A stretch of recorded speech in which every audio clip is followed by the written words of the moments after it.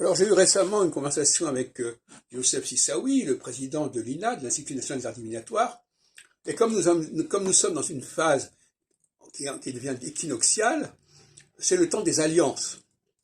C'est le temps de dépasser un certain nombre de murs qui sont faits entre tel et tel groupe. Et en l'occurrence, je connais Sissaoui depuis une trentaine d'années, et il a compris que moi, ma croisade ici, c'était qu'il fallait distinguer entre une astrologie divinatoire, une astromancie, qui est respectable en elle-même, comme le sont les différentes formes de divination. Mais que ces gens qui sont dans cette astrologie divinatoire veuillent se raccorder à l'astrologie scientifique, l'astrologie cyclique, l'astrologie mondiale, ça c'est un scandale.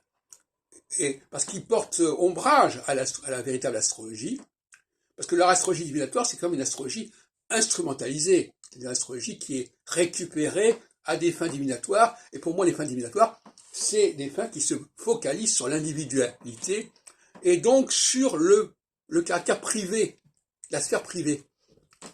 C'est bien une chose que l'on ne peut pas vérifier et valider, c'est la sphère privée. Dans la sphère publique, on peut avoir des référents, des éléments, des documents, des archives, etc. Dans la presse. Mais la sphère privée, c'est uniquement l'interlocuteur que nous avons en face de nous qui va nous dire si on est dans le vrai ou si on est dans le faux, à partir de ce dont il se souvient, de ce qu'il est disposé à se souvenir. Bon, c'est pas pareil. Donc, je rejoins, d'ailleurs, je crois que l'INAD a raison de ce sens-là, il y a des frontières à préciser. Hein, et il y a un schisme, quelque part, au sein de l'astrologie, qu'il faut assumer pour que les choses soient claires.